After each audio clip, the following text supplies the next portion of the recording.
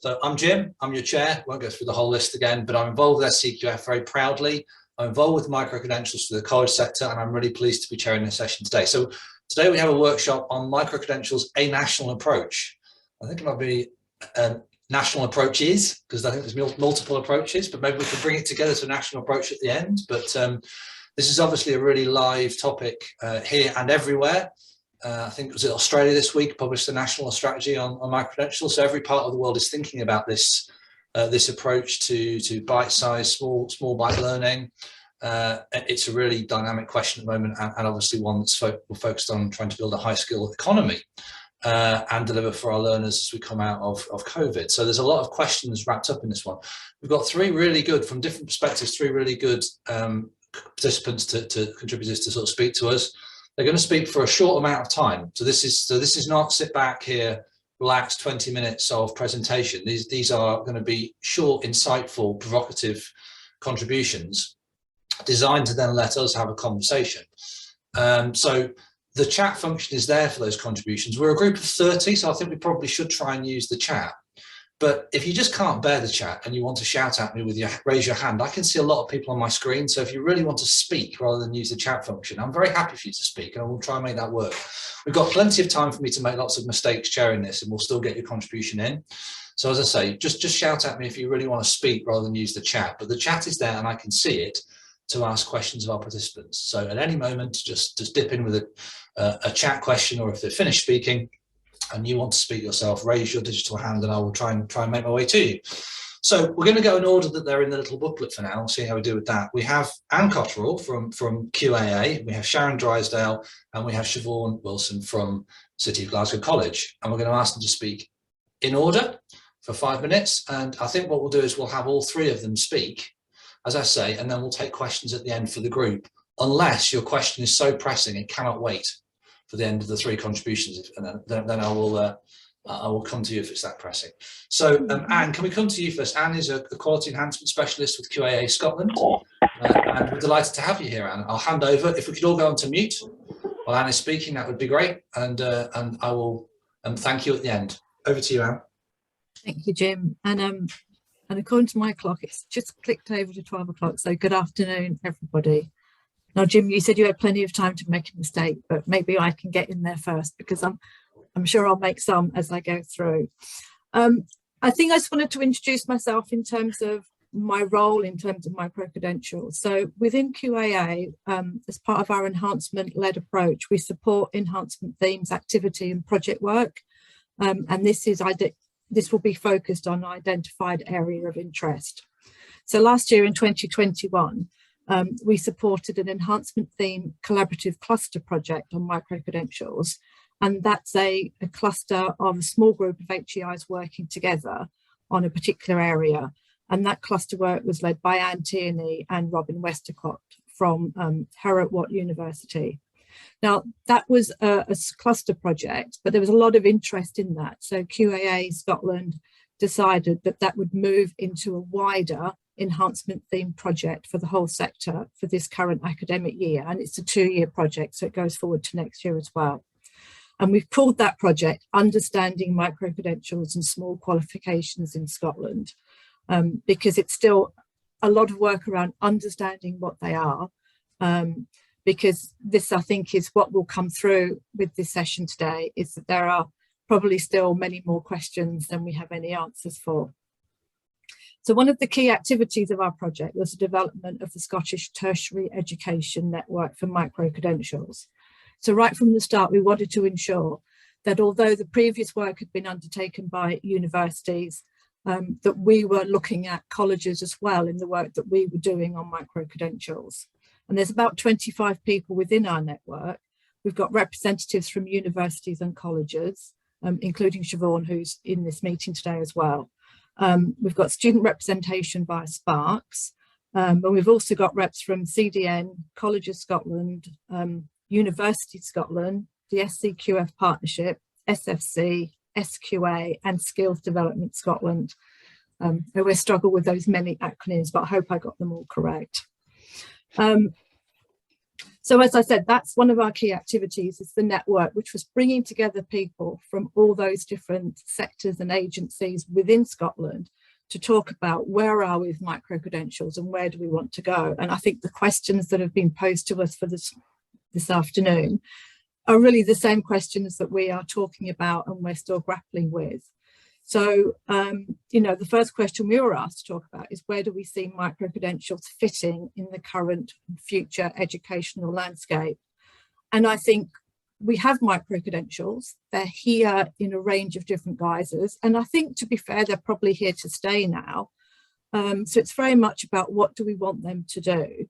And I think there's a fairly consistent understanding that we see these as short qualifications, which are predominantly for upskilling in specific areas. Now, they can be upskilling in very specialist areas. They can be upskilling in areas that employers have specifically asked for their employees. It could be an area where an individual wants to be more knowledgeable or skilled in a particular area. And that could be whether that's for personal interest, whether it's specifically for the work that they're in, or maybe to help them to move to a different employment setting. And also there's an opportunity to use micro-credentials, or even a few micro-credentials, as a taster to move into other education. So it could be that someone could undertake one or more micro-credentials before embarking on a degree programme or a postgraduate degree programme, to be sure that is actually the subject they want to study, and they will be happy with that level of study. And the next thing we were asked to talk about was very much about benefits and challenges. And I see there's one major challenge, and I think if we can get over that challenge, I think we will then reap the many benefits across Scotland. And I think the biggest challenge is the language and the shared understanding of micro-credentials. So Jim, you mentioned that Australia have just launched their national strategy for micro-credentials, and there's just numerous documents across the internet from all across the world: Australia, New Zealand, Malaysia. There's European consortium, there's UNESCO work on it. And what you can see if you look across this is there's not consistent language, there's not a consistent definition of micro-credentials. And I think that's what we need in Scotland, a consistent definition and consistent language, because once we have that, then I think we'll be able to increase understanding from not just the learners, the people who want to undertake these micro-credentials, but also from the providers and employers. So, sorry, someone's just opened the door and it's destroyed our train of thought. So yeah, so alongside the work we're doing in the network, QAA membership is working with the members across the UK, and they're developing a micro-credentials characteristic statement. And within that statement is very much a definition that is used for that statement. And it says that micro-credentials are credit-bearing against a recognised level of the qualifications framework. They're subject to standard quality assurance mechanisms. But what they don't have are any upper limits on the amount of credit that a micro-credential should carry. So I think already what we're seeing is some narrowing in terms of definitions, such that it has to be credit bearing, but then opening up the parameters as there is no size. So some of the definitions that you might see will say that a micro-credential has to be a minimum amount or a maximum amount. So we've got lots of flexibility in terms of what we actually want. I think I'm going to stop there because that has been my 5 minutes, but I think it's that area of the language, the definition, that I think will sort of probably come out further in this meeting and will continue to be part of our discussions as we go forward. And thanks very much. John's put a good point in the chat around a lot of the definition language being more about communication and promotion than it is about a clear description of what they are, but which kind of feeds it. So that's probably a longer part of the discussion that we're going to have around, as you say, definitions starting to be tightened. There's a sort of a growing commonality of language. We're not quite there yet. So does anybody have a burning question to Anne that needs to come up now? If you have, you can raise your digital hand, and I'm just going to sweep across both rooms. If you don't, that's fine. We can come back to it at the end. Okay. No one's burning to come in because everybody agrees with everything that you said. And so that's fantastic. So there's complete uniformity of support for your view there. So I've got a few questions. I'll come back to them at the end there when we've got everyone together. So let's move on then, if no one wants to come in at this point, and come to Sharon. Sharon's obviously a well-known colleague, assistant director at SFC. Sharon, are you okay to speak if I come to you now? Yeah, great. Absolutely. Over to you. Happy to go Thanks. now. So, hi everybody. I'm delighted to see everyone both at the workshop and also at the conference. Although it's all virtual, so hopefully by next time we will all be together in a room, and that would be great to see people in person. My role is, as Jim said, I'm Assistant Director at the Scottish Funding Council. My title is Assistant Director for Skills Policy and Economic Recovery, which fills me with dread every time I see it, because I think it makes it look like I'm absolutely responsible for economic recovery. But it means that for this presentation, I'll be sort of talking more around the skills and some of the key drivers that are leading us to all of us sitting around here today and talking about micro-credentials. So we've seen some significant changes in the education and skills landscape in the 21 years of SCQF's existence. I've been around long enough to have experienced and worked through a number of initiatives, including YTS, if anybody, I don't think anyone else is old enough to remember that. And it does age me, Curriculum for Excellence Learners at the centre. So one thing we know is that change is constant, and no more so than it has been in the past 2 years. So there are a number of strategic drivers that have led to focus on micro-credentials and the reasons that we're all here today. And they include, amongst many, the Cumberford-Little report that was produced by Order Cumberford and Paul Little, the SFC review of coherent provision, and more recently in the National Strategy for Economic Transformation. If you take all of those and some of the other pieces of work that Anne has identified, for me, there's two key messages to be taken from all of these. And one is that Scotland's colleges and universities are going to play a critical role in delivering for our economic and social well-being. And their role's been recognised in supporting the delivery and aspirations of the National Strategy for Economic Transformation. And a consistent theme is that there's a need for greater alignment between the outputs of Scottish education and skills system and the labour and skills needs of the Scottish economy. And how do we get to that point is an ongoing challenge. It's recognised that colleges and universities are vital in delivering our education-led recovery from the pandemic, and that we know that providing learners with necessary tools to contribute to our economy and society is part of the core missions of our colleges and universities. So our SFC review signalled sort of for the future a more tertiary approach to post-16 education and skills provision. That means in the future we will expect to see a bit more strategic join-up across infrastructure that both designs and delivers the provision, more meaningful collaboration across partners and stakeholders that is responsive to learners and to economic, cultural and social needs for Scotland. It also recognised the increasing importance of learning throughout life. Changes in the labour market require people to undertake more frequent upskilling and retraining. And I was reflecting this morning that actually the terminology of upskilling and retraining has never been more prevalent today than it was maybe 5-6 years ago. So it is a relatively new identity within the whole skills and skills provision. It acknowledges, I also acknowledge that too many people still have few or no qualifications, and then it recommends the development of shorter, sharper courses that will support the lifelong learning so that that can be enabled.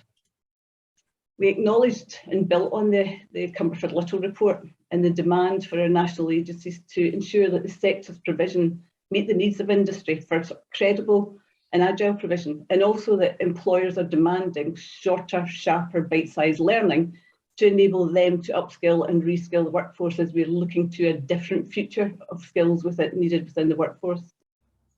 We will also need an education skills system that will respond to the ambitious vision of the National Strategy for Economic Transformation, which from now on I'm going to just call NSET because it's a huge mouthful.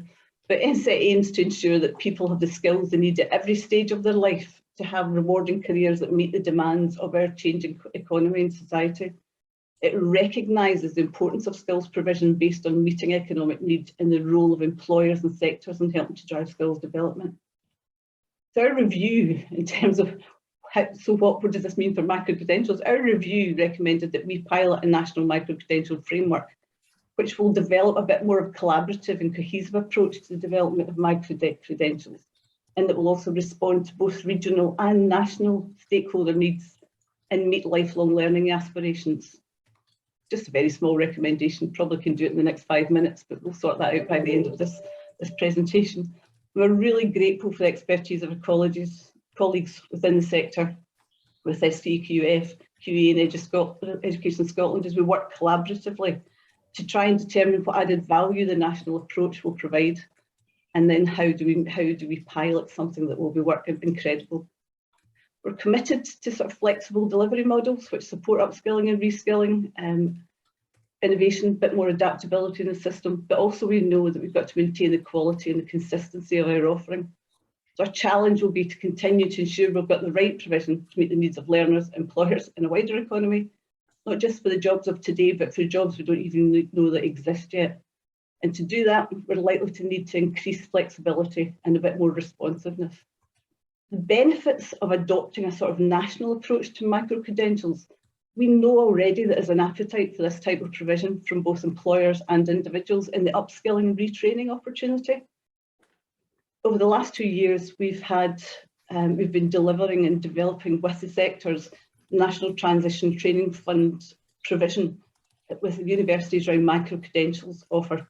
And in academic year 21-22, there was around about 1,900 individuals enrolled on these short, sharp courses aimed at. And similarly, the Flexible Workforce Development Fund has engaged with more than 850 employers to upskill and reskill their workforce. And colleges have also delivered short, sharp skills boost courses to around about 4,500 learners in the same academic year. And those skill boosts met demand, filled skills gaps in collaboration with Scottish Ambulance Service, Health and Social Care, NHS, and regional needs. So there are benefits for employers and learners to upskill and reskill and enable them to enter the workforce in a shorter timescale with a more focused, co-created courses. Lots of benefits in terms of we see around strengthening the lifelong learning system when we get having a system that's more responsive by having a national provision, but it's got to be flexible enough to meet needs in regional and also national. And that consistency of approach is key for learners and for employers to facilitate their understanding of what's been delivered and the uptake. The challenge is probably about how we put the building blocks together for a completely flexible system that will enable learners to be accredited for the learning they've completed across various sectors, delivered by different people, and build their portfolio that will then enable them to demonstrate their expertise as they move forward in their own education journey. So one thing that could be introduced that would help deliver that national approach, I am delighted that Anne talked about the sort of whole identity of what the language is around it. There's lots of things that could help deliver a national approach, including greater collaboration across the tertiary system, shared quality assurance standards, but simplistically for me, it's the starting position should be that we have a common and a very transparent definition that tells us what is a micro-credential. And Anne has touched on that, so I'm delighted that that's moving forward. Challenging, but it's possible. There's a number of things that can help, so that starting position will be good. Quality standards will be key to that, so that people are assured that the provision that they're undertaking has a quality standard, and having QAA and Education Scotland around the table is incredibly important as we move forward in this development. I suppose it would be, as somebody who comes from Scottish Funding Council, with the key word being funding, it would be remiss of me not to say that the one thing that could also help this process is to look at our funding methodology and to look at how we would deliver funding for micro-credential provision. At the moment, our funding is predominantly on longer provision, unless we are funded in a different way for shorter, sharper. So our review has also recommended that we look at our funding and the way that we fund and find mechanisms that can fund shorter, sharper provision in a way that will benefit institutions and learners. the SCQF and the partnership obviously are key to this national approach. They have a strong reputation within Scottish education and widely recognised and regarded internationally. So the range of functions that they carry out to indicate how and where SCQF can help position the education system well for the changes that are likely ahead of us. It was central, as Anne's pointed out, in starting the Microcredential project, which has the College Microcredential Consortium and now the Enhancement themes for Scottish Tertiary Education Network. So central in bringing and facilitating that. So there's a huge role for this as we move forward. I think that's my more than 5 minutes up at the moment in time. So we're delighted to be part of this in terms of this moving forward and how do we develop this, establishing at the discovery stage now of whether a national approach can be delivered or should be delivered, and working with key partners to do that. I'm going to pause right there. Thanks, Jim. Thanks, Sharon. That's fantastic. Normally with these things, we've all been doing these online sort of conferences, it's, if you're chairing them, you're kind of worried about if you're going to squeeze a couple of questions out at the end to keep the thing going. I'm currently watching an incredibly rich debate and set of questions, and people being honest about not understanding terms as well in the chat. So we've got an awful lot of chat and richness to go through, which I will not be able to completely satisfy, I know, but I'll do my best. So I'm going to move straight on to Siobhan now, because I think we have got a lot to fill us as a group at the end. Siobhan, if I can hand over to you from City of Glasgow College, a leader of the Microcredential Consortium that Sharon was just mentioning in the college sector. I'm delighted to hear from you, and then we'll come back to some of these questions. Thanks. Okay, thank you very much, and good afternoon, everybody. So both Sharon and Anne have, which I'm very grateful to, have teed me up nicely for this, and I am the chair of the College Consortium for Microcredentials. And just to give you a wee bit of insight, and I've been trying to look at some of the questions in the chat, and I think some of this may answer it, but I don't think I'm here with the answers, but I think we're here for the discussion and to move this forward. What the College Consortium has actually done, following from the Cumberford Little's report and then the following SCQF project, was we've actually got together as a group of colleges and ran a proof of concept to create college microcredentials. Both of my colleagues are absolutely correct, and some of you in the chat have mentioned this. Microcredentials are short courses, and in theory that's not new, but what we're looking for is national recognition and a national framework that allow learners to take these forward and to be recognised. But it's not only important for learners, it's also important for the employers as well, because employers want these to be recognised and to be able to know that somebody's completed this microcredential, therefore they have that skill. And of course, our research with employers was in response to the upskilling and reskilling required at the moment. For our group, we were really looking at very short, sharp courses, which differs from HEI institutions. So for this college project, we're looking at 20 hours of learning for a microcredential, and that should allow somebody to participate in the learning, but actually within only 20 hours be able to apply that skill and therefore hopefully have employment or new employment from that. The difference or the issue that we have here is that there is no standard for microcredentials. So therefore, how are they recognised? And that's what the issue is. And that's why we require a framework, which is why SCQF is key to this, and why colleges being credit rating bodies is also key to this, because using other accreditations do not allow us the agility to respond to the need for upskilling and reskilling in the areas that we work in. For example, if we take the green skills, those qualifications would take far too long to come up with if we were waiting on other accrediting bodies for that. However, not to repeat what everybody else has said, and I'm happy to take questions specifically on our project, and that might be something you want to do out with this conversation because it might take too long. I mean, bonkers, the sound. Sorry. But to answer the questions, with how we see microcredentials fitting into the current and future education. What I want us to look at as learners are changing. Learners do not necessarily want to sign up to do in the college sector a year-long programme for an HNC, an HND or an HND, or a degree. Learners are looking to do short, sharp pieces of learning that they can apply straight away and start earning from or start their knowledge base from. So this is something that we really need to consider. And they also want more diversity in their learning. And this also aligns with what SMEs are looking for as well. They don't necessarily want somebody to have, excuse me, a full 2-year qualification in human resources, but they might want them to have some knowledge of human resources, some knowledge of accounting, and some knowledge of payroll. And this is the role that micro-credentials would have. But the issue is creating a framework of recognition for those micro-credentials.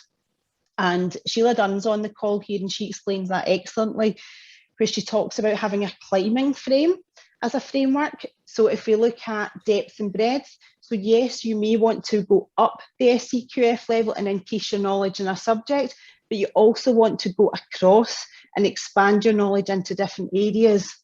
So a framework of micro-credentials would allow learners to do this.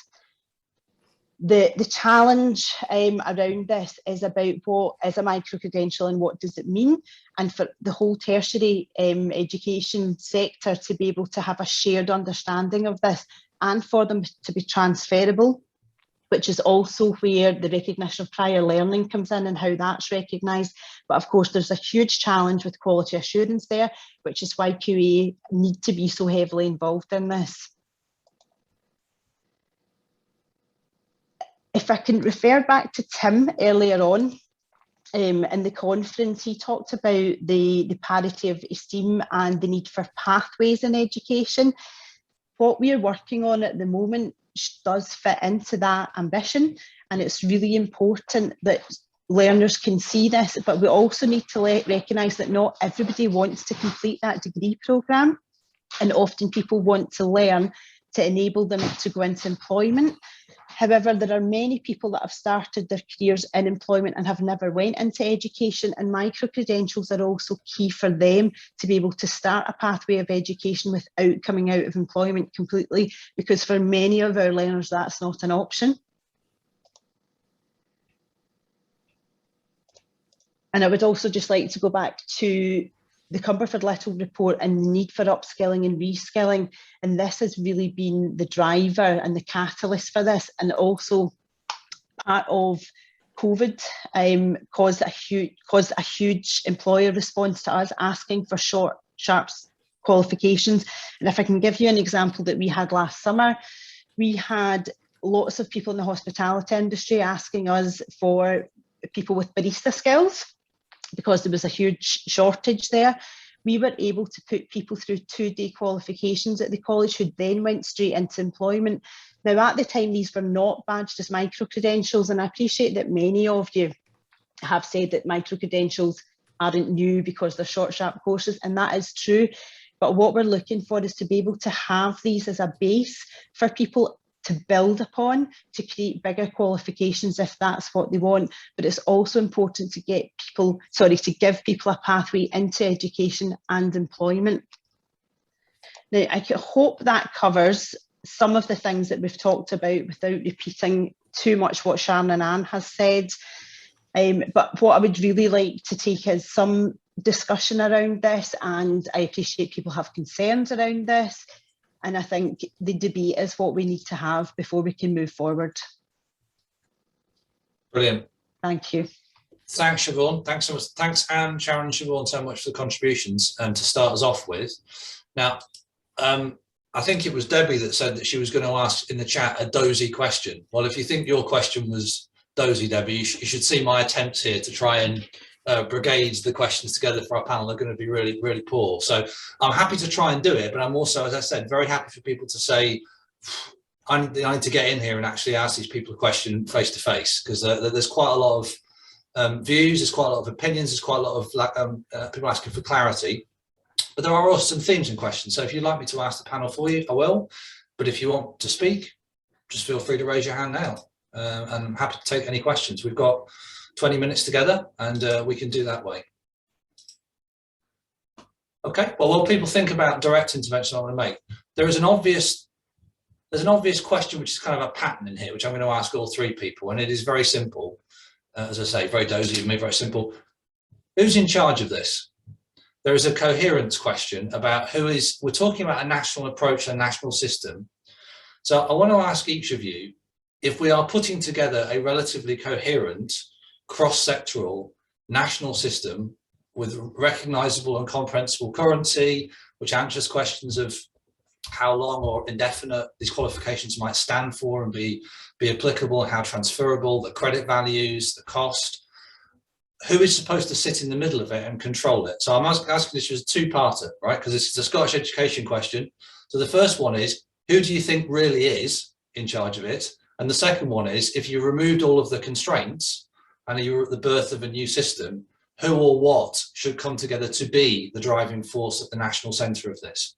So kind of one, what do you think maybe what the reality is? And the second is, if you were starting from scratch, I'm going to, particularly for you, Sharon, I know this is a tricky one from a funder's point of view, so don't worry, I'm not going to push you too far, but where do you think we should be? So let's go in reverse order where we spoke. Siobhan, I'm going to come to you first. How would you think about that who's in charge question? Thank you, Jim. And that is a great question, but I think the answer to this is that maybe for the first time that we're all in charge of this, but it has to be a collaborative approach. This will not happen unless the entire tertiary sector gets together and does this, which is actually happening. I can see it happening. For the first time as a college, we've been involved in the Scottish Tertiary Education Network for Microcredentials, and we are at the table. But I also see the HEI sector being much more open to working. Not that they weren't open before, that's not what I'm saying, but there is a recognition that we do need a national framework. And with QAA and SCQF and the Funding Council all at the table with the whole sector, then we need to have whether we call it a consortium, a collaboration, that's not relevant, but we all need to be in charge of this, and upskilling and reskilling is required to meet our economic needs as a country. So there's no way that we can get away from this, and there's nobody that shouldn't be involved in it. And I feel a bit like a politician because I've not actually named somebody that should be in charge of it, but I think this is where I'm not going to say the Funding Council should be in charge of it, but we all need to own it. But I don't know whether we need some sort of charter or something like that, but that's what we need to do, because we all need to be we all add an agreement that it's needed, but we need to move it forward. And this is why the college sector created our own consortium at the time, which is obviously, that's more than a year old.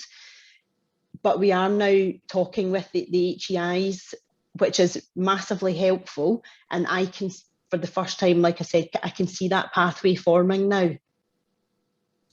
Brilliant, thanks, Siobhan. Jim, just before I come on to Sharon, I have asked that question on your behalves in a Scottish context, but that's not to preclude the fact that obviously, as people have already been saying in their introductions, this is an international activity, this is an international focus. So coming together across national boundaries and international boundaries will be a question down the line. But here I'm talking more about the coherence of the Scottish system. I'll be wrong about that, but that's how I'm seeing the question as requiring to be posed. So, okay, Sharon. Thanks, Jim. Absolutely, completely agree with Siobhan. I think I said it as we were talking, is that this needs to be both collaborative it needs to be collaborative in order to give us cohesion. Because if we all separately go off in our own way and develop what we think is a national micro-credential framework, then there's no consistency. The learner will not know what where their pathways are and how they move into employment. You know, we need that collaboration, and we have that collaboration. And also, as Siobhan said, our review recommended that we pilot a national micro-credential framework. That recommendation didn't come from us. It came from the hundreds of people that actually input to our review and talked about how we needed to work with better with employers, with learners, with people and employees, and how we can move them into employment in a more speedy manner. And it recommended that we develop a national framework, so that it came from others rather than us. We, as you all know, are a funding body, and we have expertise in learning and teaching other things, but we absolutely recognise that in terms of trying to develop a pilot, we cannot do this alone. And we recognise a need to work with the sectors, with QAA, with Education Scotland, with other bodies to get us to a point where, when we even just discount that it's needed or it's not needed, what's the evidence base to say it's needed? And then how if it's needed, which we know and can see from some of the evidence around us that it is required, how do we work through that to get to that point? Our funding, as I said earlier on, doesn't work on short, sharp bursts. It has done in terms of things like National Transition Training Fund, where colleges and universities at really great pace developed provision to meet a need within their local and also national areas. So the West Lothian College working with the ambulance service, Everett CDN working with us across the sector to develop the health and social care work.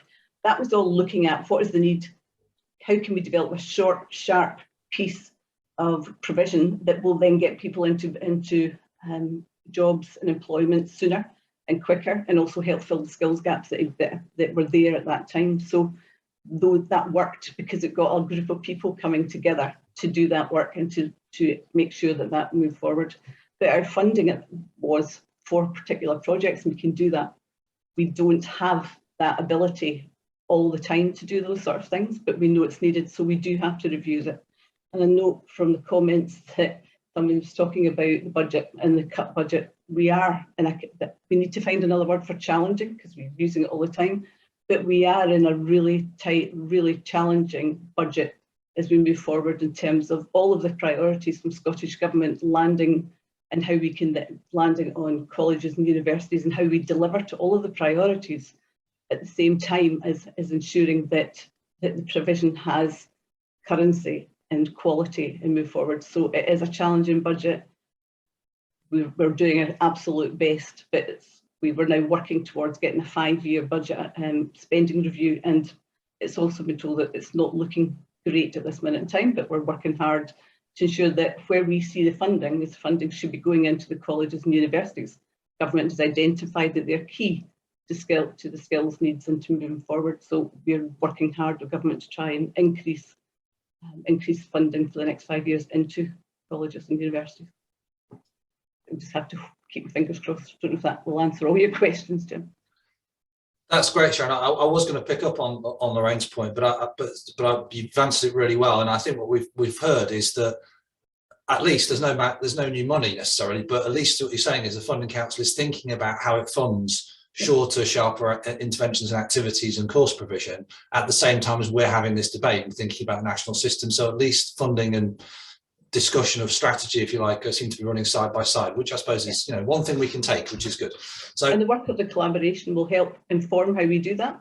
So that it's key for us to be around at the tables, listening and having the discussions, so that will help us form what we need to do to be able to change that funding. Great, thank you, Sharon. Anne, if I can come to you on that wider, who's in charge? How do we build the system? What should it be like question? Thank you, Jim. I have changed my microphone and headphones. Is that sounding okay? Perfect. Great, thank you. I think Siobhan's absolutely right when we say who is in charge, we're all in charge. I think that is exactly the situation. There's a lot of things that will enable micro-credentials to be delivered and recognised nationally. And some of those include the funding model, some of those is the quality assurance, and it's about understanding what they are. And I don't think we as a sector are able to say what funding we need or how we need it or what the quality assurance should be or how we're even going to define them and what language we're going to use unless we're all around the table discussing what's the language that we need to meet all of our respective clients, customers, learners, etc. What arrangements do we need to put in place in our institutions to make the quality assurance work, to make the funding go in the right places, to enable the learners to do it. So it's very much a case of we're all in charge. And I think we're just at a really unique opportunity at the moment that we can get all those different people around the table and have their voice and say, what is it that's important to them? What are the key things that they need to enable the micro-credentials to be developed and delivered within their organisations? And I have to say, I feel really honoured that I'm able to be a part of the Scottish Tertiary Education Network for micro-credentials, because yes, it's facilitated by QAA Scotland, but we don't run it. It's not our network per se. It is very much a collaboration, and bringing all those different people around the table in order to have those conversations. So I think Siobhan was exactly right. We're all in charge, and Sharon has picked up on all the different aspects in terms of, you know, the funding, the quality. But until we've all agreed of what we need, we can't have the relevant bodies who have the responsibility for the funding or the responsibility for the quality assurance to sort of support us by putting in place the right framework, until we've all basically said that we want the framework to enable us to do this. And that's what we're looking at the moment. What is this? What is it exactly we want to do? So we can build the framework around that. Brilliant. Thanks, Anne. There's been some good contributions since we started on that, which is great too. Thank you for those. I've got a couple of small questions for each of you that came out of the chat as well from your intervention. I'll come to you each with. But as I asked them, others, if you also wanted to answer them, just please follow on. But so there was a couple, and while I'm with you, there was a question as you were speaking about what you see as you're kind of looking at micro-credentials development across both sectors, that balance between whether we communicate them well as promoted pieces of work, as we promote them as course options, or whether we actually describe what they really are. Do you think that's a real challenge, that we're not quite telling potential learners and students what these courses really are because we're so desperate to get them in, that we're marketing them more than we are explaining them? Is that something that you see, or is that perhaps a false challenge? I'm not sure. I'm maybe not quite sure if the question quite reflects what happens. I think at the moment, I mean, we did a study of looking, for example, at micro-credentials on university websites. It's very hard to find micro-credentials on university websites, but universities deliver micro-credentials. They don't call them micro-credentials in most cases because learners don't know that's what they want to search for. So I don't think it's a marketing trick or a ploy. I think universities have tried to put on their websites the key search words that the learners are going to look for. But if learners are going to need to think of different keyword searches, depending on if they're looking at a university website, or if they're looking on a college website, or if they're talking to their employer about what they want to do, that's just really helpful, and it just makes it unclear for everybody. So I think in terms of a language, if we can agree a language, and if we decide micro-credential is absolutely the term that describes what we do, what we want to do, then we can promote that term micro-credential really widely. So when we do future surveys, people go, they won't be saying we don't really know what it means. They'll be saying, yes, we know what a micro-credential is. We've done them, we deliver them, we work with employers. And I think that's the crux of it. So I think at the moment, no one's trying to push particular terms. No one's trying to be in any way, I was going to say deceptive, but that's way too strong. No one's trying to put incorrect things on their websites or sell things in a way that's not what they are. I think everyone who's delivering them and talking about them is just trying to use the right words and the right language for the audience to be understood as best they can. Brilliant, thank you. That's very, very clear. One more quick thing for you, unless others want to come in like that point, but said they might want to do, was just around, you mentioned when you were speaking about you know, micro-credentials as a way of thinking about your learning before you embark on a degree program. And just to interrogate that one, and it's quite a small point, were you thinking in the sense of evidencing your ability to learn at a degree level, or were you thinking about evidencing interest in a subject area, or perhaps both? I mean, how are you thinking about them as a pathway into a degree program? I think it can be either, and this was something that came out of some of the work from the collaborative cluster in talking to universities. You know, what do they see some of the benefits of micro-credentials, and they very much saw them as tasters for higher education. And I think, you know, for anyone embarking on a considerable package of learning, whether that's a degree program, a postgraduate program, or even, you know, looking at something earlier on in your study that might be a 1 or a 2 year program, it's a large investment, time, effort, commitment, etc. So if you can sort of pick small parts and say, well, let's really get to grips with this aspect, I think it gives people an opportunity to be more clear about, yes, this is the subject I want to study, and yes, I am able to study at this level, and yes, I'm happy to put my commitment in. But if they answer no to any of those, that's not a bad thing either. So either they might want to go and slightly refine their search in terms of what they want to study as a larger program. And it might be as something as, rather than doing mechanical engineering, they want to go and do more specifically automotive engineering, or they might want to go and do something like aeronautical engineering. It could be that sort of difference. It doesn't mean it's going to change their direction completely.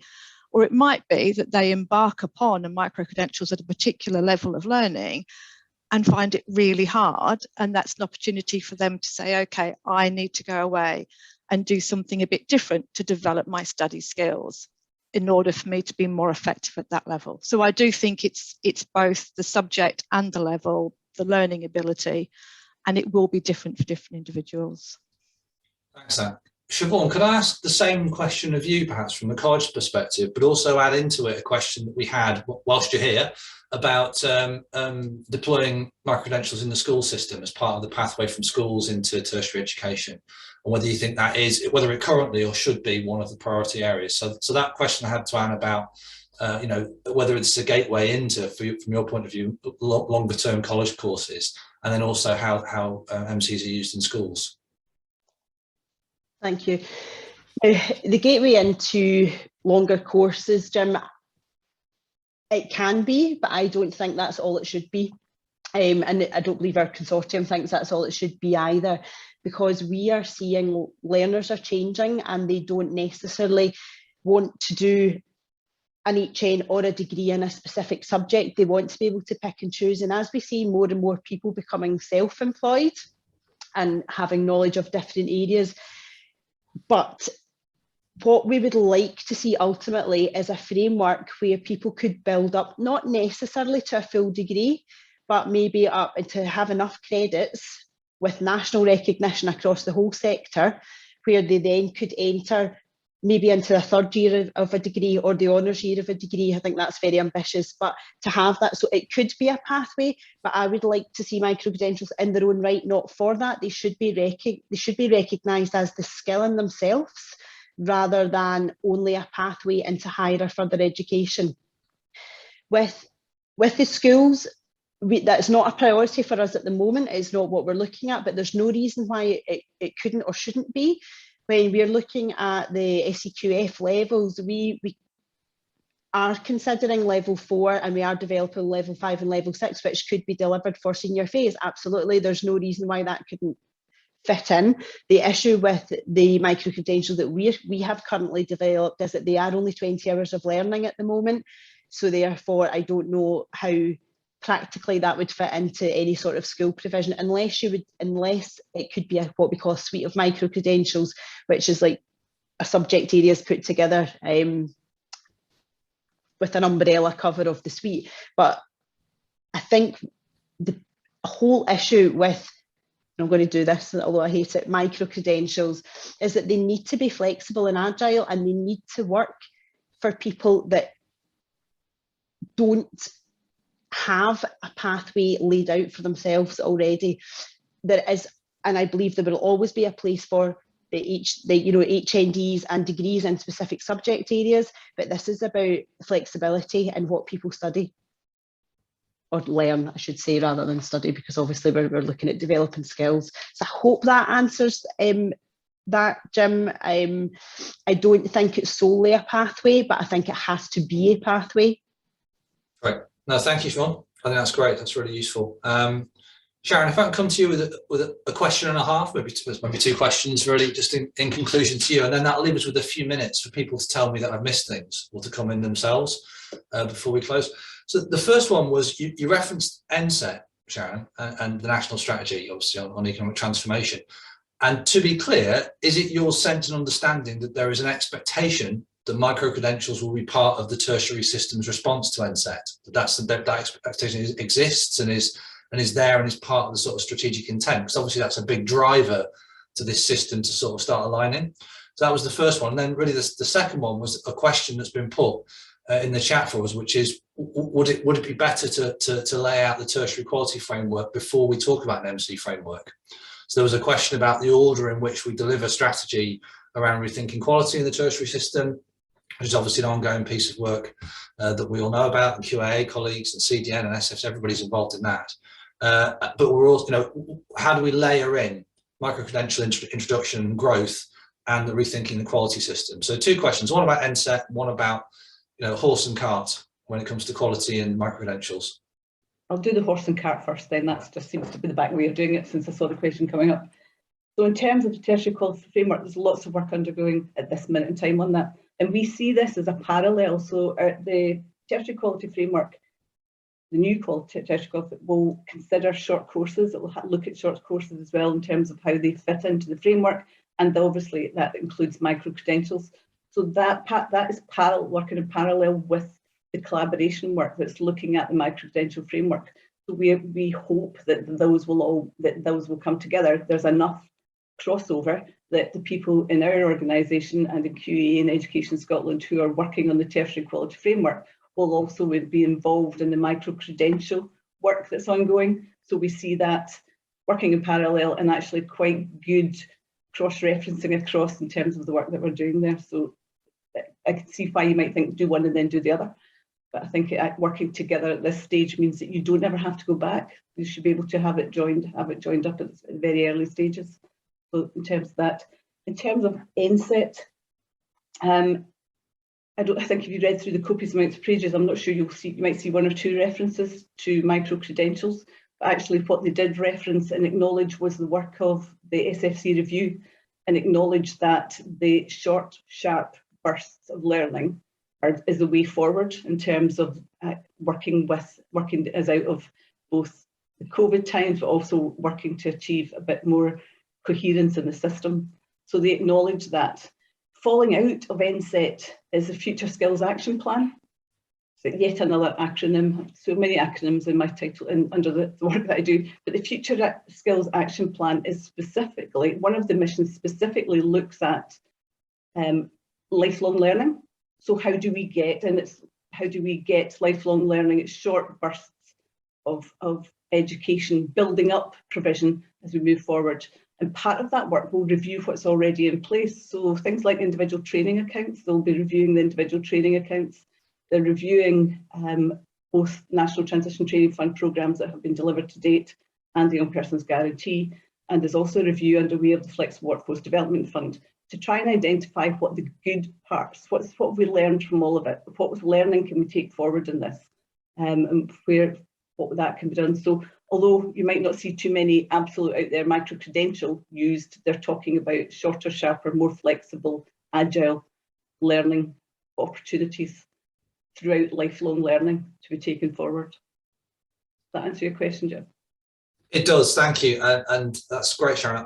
I'm starting to see people appearing on screens behind people saying it's time for a sandwich here, and it is time for a sandwich, and I've run to my full time. John, I'm really sorry, you've asked some excellent questions about stackability there at the end, which I don't think I've quite got the time to go around the full group on. I think we might have to come back on that. That's been that's been an absolutely loaded session. This is comfortably the best one of these workshop things I've done since lockdown started because of people's interaction. It's amazing. So that tells you how live the issue is and how good the group is. So thank you very much for your contributions. Very inquisitive, challenging, exactly what the participants would hope for. I hope you've all gotten something out of it, the session, and you enjoy your lunch. We're meeting back again in the auditorium, I think, at just after past. So enjoy a nice lunch break, refresh, and I hope you enjoy your afternoon's workshop as well, as much as this one. Thanks, everyone.